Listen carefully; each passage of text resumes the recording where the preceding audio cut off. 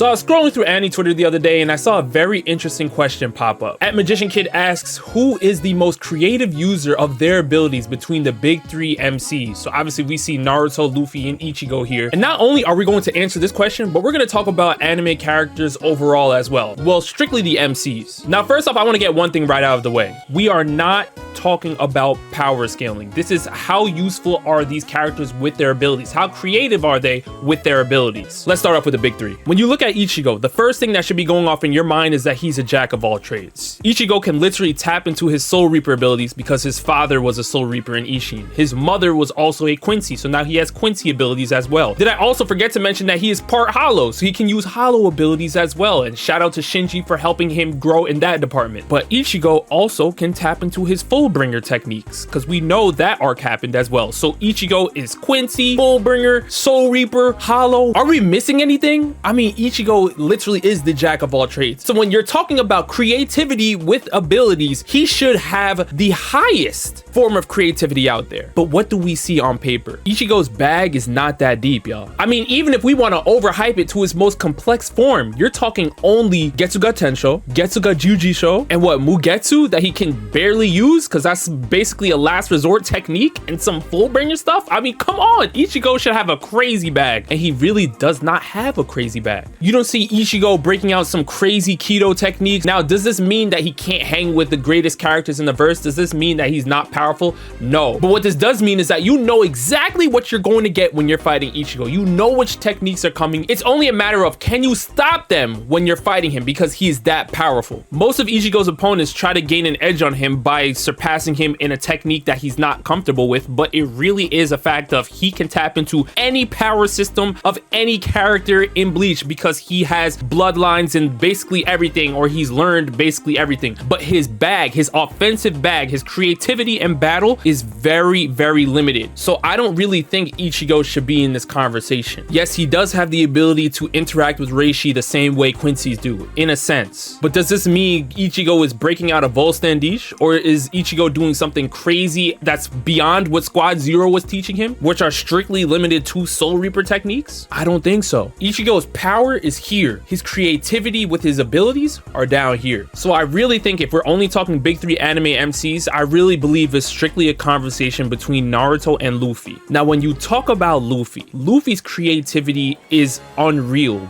because he didn't even know what fruit he truly had. He was using his fruit the wrong way the entire series damn near, and he was still putting in work. And the reason why is he literally had to create Luffy's devil fruit based on what we believed it was before its true identity was revealed to us in the manga and in the anime later on, is not that crazy. Everybody thought it was a rubber fruit, a gum fruit, and basically off of that, Luffy is going up against Logia users. He's going up against people that have way more cheese techniques than him, and he had to find a way to compete to survive, for his crewmates to survive. So what did Luffy do? He developed different gears. He developed gear techniques that allowed him to use his devil fruit in different scenarios, and it made him even more powerful as he went on. When you talk about gear second, he got faster and stronger. Gear third allowed him to increase the size of his fists or his feet so he can box with giants. It made him that powerful. But now when you talk about graduating onto gear fourth, now he's incorporating haki into his gears, and now it's a combination of gear second, gear third, plus a little bit of haki. Then you get gear fourth, and now you have Bound Man, Snake Man, Tank Man. Then you graduate onto gear fifth, which is literally his devil fruit awakening. This is where we find out the true identity of his fruit and find out that it's literally based on his imagination. Whatever he wants to happen, whatever he thinks of, he can basically pull it off with the Sun God Nika fruit, because not only was he boxing with Kaido, who also was showing some great haki abilities and great devil fruit techniques, but he had the ability to change the properties of Kaido's body as well, turning him into a jump rope and doing all of these things, because Luffy's devil fruit literally powers off of his creativity. The fact that he was able to run on air, the fact that he was able to grab lightning, like, he literally works off of creativity. That's his bag. When we go to Naruto, for the most part, if you want to talk Naruto part 1, Naruto really had no bag. It was Shadow Clone Jutsu and Rasengan. That was his bag. Naruto didn't really get a bag until he learned Senjutsu. Once he was able to box with Sage Sage Mode techniques, this is when I believe Naruto really got his bag. Because now you're talking about introducing different styles of Rasengans. You have Rasen Shuriken and all these other things. And now not only are you talking about using different styles of Rasengans, now you can start incorporating different chakra elements into the mix. We are seeing Naruto doing lava style Rasengans, wind style Rasengans. It's so powerful because Naruto was able to learn Senjutsu and then learn under other Jinchuriki. Shout out to Killer B, who helped him tap into his Nine Tails chakra mode even better than it was before. But even though it's a more powerful Rasengan, and we're seeing the Shadow Clones being very, very helpful throughout the war, Naruto, for the most part, his bag is really still Shadow Clone Jutsu and Rasengan. Now it is more powerful versions of that, and he did gain some other abilities. Like I said, because he learned Sage Mode, he was able to summon Gamabuta into battles, and that helped him tremendously. It basically made him a baby Jiraiya because he was able to use Toad Sage techniques, and that's nice. That's cool to have to your bag. But we know for the grand scheme of Naruto, that started to fall flat because that really didn't matter. What really mattered was him tapping into his Kurama mode and also having the Sage of Six Paths. Shout out to Hagoromo for giving him the Sage of Six Paths techniques to help him out even further. Remember, Naruto and Sasuke do not even seal Kaguya if it's not for the Sage of Six Paths. So can we even say that's technically Naruto's bag? I mean, if you want to give it to him, fine, but I don't even think you could technically say the Sage of Six Paths Senjutsu is technically Naruto's bag. So when we look at Naruto's bag all by himself, it is literally the Senjutsu that helped him elevate slightly from the Shadow Clone Jutsu and the Rasengan. But those are strictly his go-to signature moves. Can he heal people and give him a power boost with the Kurama Cloaks? Absolutely, and that was very, very crucial during the 4th Great Ninja War. When he's in Tail Beast mode, we got to see Biju bombs, the Tail Beast bombs. That is a crazy technique, but every Jinchuriki can technically do that. But I still think him adding that to his bag is crucial. But at the same time, it is another version, kind of like a Rasengan. And we got to see his Tail Beast bomb Rasengan fusion when he was fighting Sasuke. So again, his bag is still kind of relying on the Rasengan, which is a very, very powerful technique. We know how powerful the jutsu is, but that's his main bag. Remember, when Sasuke learned Chidori from Kakashi, he still had a whole bunch of other techniques under his arsenal. Just as an Uchiha clan member, the Uchiha clan, they have crazy, crazy bags. They have crazy techniques. All their Susanos have different properties. I mean, they are just beasts by themselves. But again, I think Naruto is very powerful, and I do think his bag is deeper than Ichigo's. He has more creativity with his abilities. But is it on the level of Mugiwara no Luffy? No, it is not. Now, I know that people are going to come in here and say One Piece glaze and all these things, and I'm cool with that, but can you really refute my argument? Can you really prove that Ichigo has more creativity with his techniques, or that Naruto has more creativity than his techniques than Luffy? Because when we look at Luffy, we can literally name so many different styles of techniques that he's used, whether he's implemented haki or he has taken haki out of it and it's just been straight physical strength, where he has been able to remix the Gum Gum Devil Fruit, which is really now the Sun God Nika fruit, and he was using it the wrong way and still getting that far in the verse. You gotta remember, Luffy did not even know what fruit he truly had, and he was boxing with Yonkos in his verse. Imagine Luffy knew frame 1 from eating the devil fruit that he had the Sun God Nika devil fruit. Imagine he really understood it. He never really knew. It was his creativity that allowed him to get that far, strictly off of that alone. And even when he trained with Rayleigh had to give him a little, hey, listen, you gotta develop something on your own. Keep fighting these beasts in the forest, see what you come up with. And what he developed on his own was Gear 4.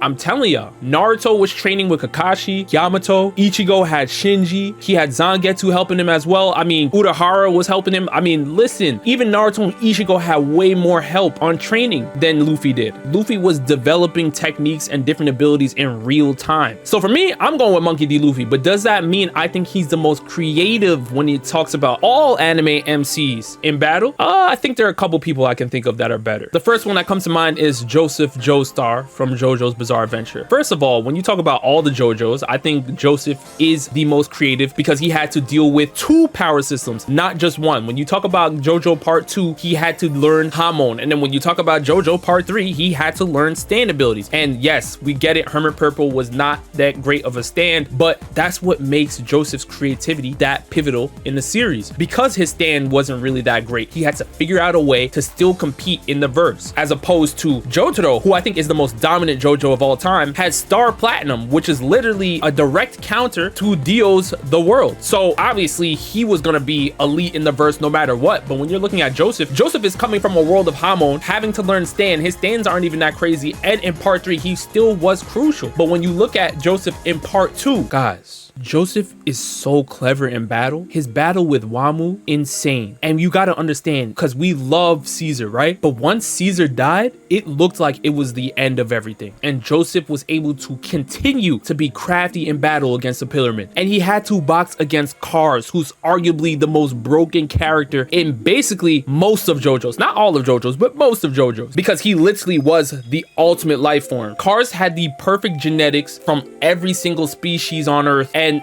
it was pretty much impossible to stop him. Only Joseph would be able to come up with certain clever techniques and abilities that allow him to defeat Kars in battle, because realistically, Kars should have wiped the entire verse. I believe that alone gives Joseph a seat at the table of the most creative fighters in anime history. Now again, we are holding this to strictly MCs, because there are some characters that are not MCs that I think could be in this convo. I think it would be very, very disrespectful to go through this entire video without mentioning the names of Ash Ketchum from Pokemon or Yugi from Yu-Gi-Oh! Think about their verses for a second. And we could talk about even in the real world playing the games competitively, right? But in their anime, there's only so much room for growth in terms of training your Pokemon or developing the strongest deck. To become world champion, to reach the levels that Ash has reached, or to even reach the levels that Yugi has reached with all the cards stacked against him, literally and figuratively, you have to be creative. Because remember, let's talk about it from a Pokemon perspective, for instance, right? You can train your Pokemon to level 100, but if the opponent has also trained his Pokemon or her Pokemon to level 100, now it's a conversation of what do we do next? It becomes a chess match. It becomes strategy. It becomes how to creatively use your Pokemon better than the opponent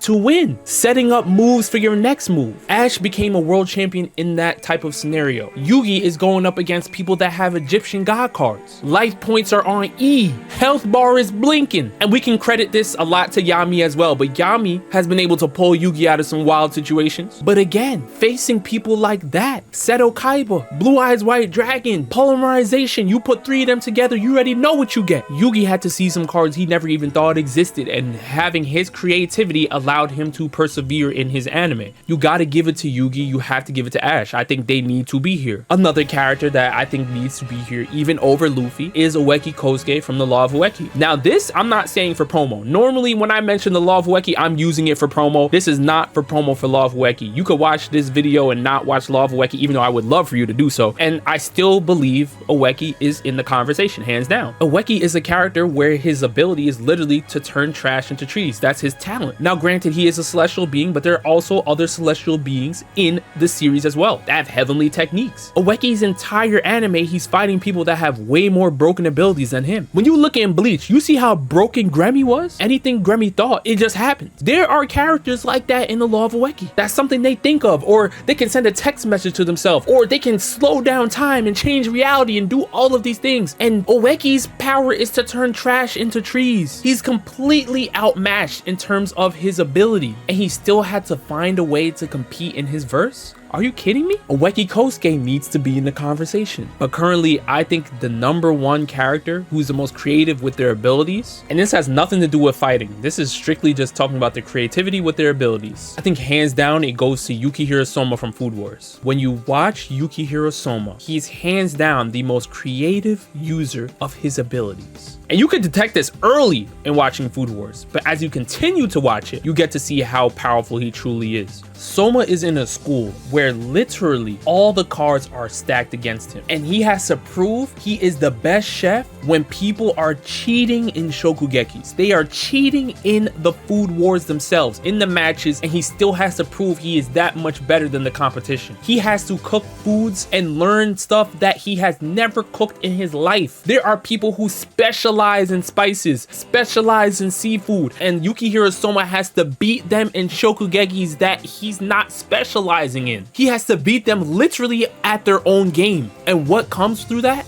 Creativity. Yukihiro Soma can make a basic dish taste like it's 5-star Michelin chef level. The creativity in the kitchen is crazy. Yo, this school literally had to implement the central system. They were like, Soma is too powerful. We have to cheese the school more. Let's make this harder. Elite 10. Let's give them an even higher power boost. And Soma said, I'm ready for it. Bring it on. His creativity in culinary arts is chef's kiss. I know it's not a fighting anime. I know we were strictly talking about fighting for the most part, but when you're talking about creativity and abilities, that's Yukihiro Soma. I think there's nobody that can really hang with him. I mean, there are characters that are smarter than him. Obviously, you know, you could talk Senku or Bulma and stuff like that, but I think we're talking creativity with their talents, their abilities. That is Yukihiro Soma to me. If you want to strictly keep it about boxing and hands, I think I would probably have to go with either Joseph Joestar or Weki Kosuke. Strictly talking MCs, y'all. There are characters that are not main characters in their series that I think are more creative overall. And that can maybe be a separate video. But because this is MCs only, I'm sticking with what I'm saying. And maybe I forgot some people. There are some other characters that I may not be thinking of right now. So I want you guys to drop those characters in the comment section down below. And with that, I'll see you guys next time.